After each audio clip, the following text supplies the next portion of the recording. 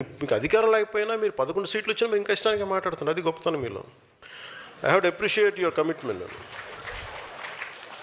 వాళ్ళని చూసి మనం చాలా నేర్చుకోవాలి కదా. వాళ్ళు ఎంత కమిట్మెంట్. 11 వచ్చినా మేము తగ్గమంటున్నారు.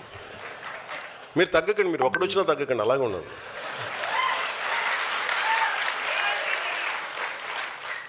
మీరు ఒకటి వచ్చినా తగ్గద్దు, అలా బలంగా ఉండండి. మిమ్మల్ని తగ్గమని ఎవడు చెప్పాడు? మీరు కరిగిపోండి, అయినా కానీ తగ్గకండి. అంటే ఎక్కడ ఎమోషనల్గా నేను కూర్చోబెట్టండి. మీన్ పొలిటికల్ ప్రాసెస్లో కొన్ని భావాలను చెప్తాం, పాలసీల గురించి మాట్లాడతాం. వాళ్ళ వైసీపీ నాయకుడిని తగ్గించాలని ఎందుకు అనుకుంటాను? మీరు ఇష్టారాజ్యంగా మాట్లాడేసి,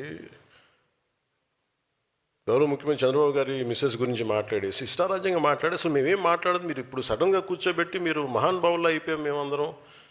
ఇష్టానికి తిట్టేసి ఒక 10-12 సంవత్సరాలు సడన్గా మీకు రియలైజేషన్ వచ్చింది ఈ రోజున. మీకు సరే, ఈ రియలైజేషన్ మీకు ఎంత వస్తుందో నేను చూస్తాను, సంతోషం. మీరు రియలైజ్ అయ్యి మమ్మల్ని ఏం అనకూడదు అనుకుంటే అసలు మా పార్టీ నిర్మాణానికి బోర్డు. మా వాళ్ళంతా మిమ్మల్ని తిట్టడం మానేసి మా పార్టీలో మా శివను, మా దేవర శివ గురించి, మా మునీర్ హసన్ గురించి మేము ఎత్తుకుంటాం. వాళ్ళ నాయకులు తీసుకునే బాధ్యతలు మేము ముందుకెళ్తాం. మీరు తిట్టడం ప్రారంభిస్తే మేము మా వాళ్ళని ఎత్తుకోవడం మానేసి మీకు బదులు ఇవ్వడం టైం అయిపోతుంది నాకు. సో మీరు తిట్టకపోతే ఖచ్చితంగా మేము బలపడతాం, సంతోషం. లేదు మీరు తిడతానంటే కూడా మేము తిట్టి మేము బలపడతాం. ఏదైనా మేము బలపడటం guarantee. Choice is yours. So నేను నాయకులకి ఎందుకు నేనే బాధ్యత తీసుకున్నాను అంటే, నాకు ఒక్కొక్క ఊరికి వెళ్తుంటే ఒక్కొక్కరికి అనిపిస్తుంది. ఎక్కడో మనోహర్ గారు నా పర్మిషన్ తీసుకొని నేను రాలేకపోతాను చెప్పారు కొద్ది రోజుల క్రితం. తలిపేసానమ్మా, ఎవరు వస్తున్నారు రోజు.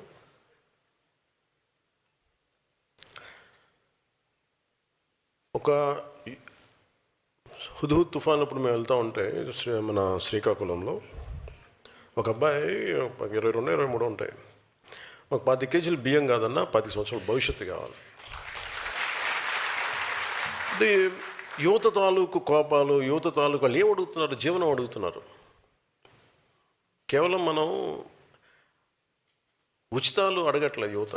ఉచితాలు ఎవరికి కావాలి? నిజంగా నిస్సహాయ పరిస్థితిలో ఉన్న వ్యక్తుల సమాజానికి ఉచితాలు కావాలి, ఖచ్చితంగా కావాలి. అలాంటి స్కీమ్స్ ఉండాలి. లేదంటే మనకి దివ్యాంగులకి పెన్షన్స్ పెరగాలంటే 5,000 కాదు, 4,000 కాదు, మనం 10,000 పెంచాం మన ప్రభుత్వం వచ్చాక. ఇలాంటివన్నీ ఉండాలి. ఎప్పుడు వెల్ఫేర్ స్కీమ్స్కి జనసేన ఎప్పుడు వ్యతిరేకం కాదు, ఉండాలి. కానీ వెల్ఫేర్ స్కీమ్స్ మీదే మనం ప్రభుత్వాన్ని నడిపేస్తాం, ఓట్లు వస్తాయంటే దాని మీద ఓట్లు పడవు అని అనటానికి క్లాసిక్ ఎగ్జాంపుల్ వైసీపీ. మేము బటన్ నొక్కేస్తాం, మీకు వెల్ఫేర్ స్కీమ్స్ పడతాయి, మీకు డబ్బులు వచ్చేస్తాయి అంటే కరెక్టే.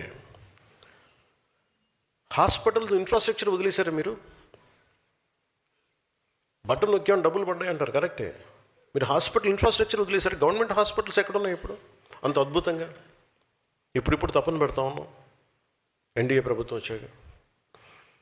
ఎన్ని గవర్నమెంట్ హాస్పిటల్స్కి వెళ్తే క్వాలిటీ అత్యంత అద్భుతంగా ఉంటుంది. వై షుడ్ గో టు మనం ఎందుకు ప్రైవేట్ హాస్పిటల్స్కి వెళ్ళగలిగే పరిస్థితులు ఎందుకు ఉండాలి? మన గవర్నమెంట్ హాస్పిటల్స్ కూడా బాగుండాలి కదా. తమిళనాడులో బాగుంటాయి, పాండిచేరిలో కానీ.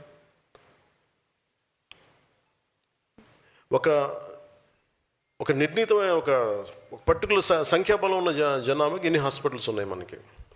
గవర్నమెంట్ హాస్పిటల్స్ ఏవి పని చేస్తున్నాయి? గవర్నమెంట్ హాస్పిటల్స్కి ఒక ఎంఆర్ఐ స్కాన్ ఇస్తే అది మెయింటైన్ చేయగలుగుతున్నారా లేదా?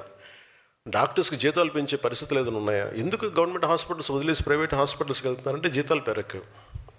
అసలు దాని మీద గత ప్రభుత్వం ఏదైనా ఆలోచించిందా? నేను కొన్ని క్యాబినెట్లు కావచ్చు, కొన్ని ప్రత్యేకించి కావచ్చు, నేను మన పార్టీ తరపు నుంచి కావచ్చు, నేను కోరుకుంటుంది వ్యవస్థలు బలోపేతం కావాలని. వ్యవస్థలు బలంగా ఉండాలి మనకి. Basic infrastructure, basic government schools, basic roads. ఎంతసేపు మేము మీకు బటన్లు నొక్కేసాం, మీకు డబ్బులు వచ్చేసాం. రోడ్లు ఎవరు వేశారు ఈ రోజున చెప్పండి?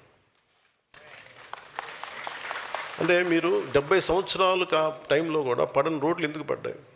Because infrastructure is very important. ఒక రోడ్డు లేకపోతే ఊరి నుంచి ఎలా బయటకు వస్తాం?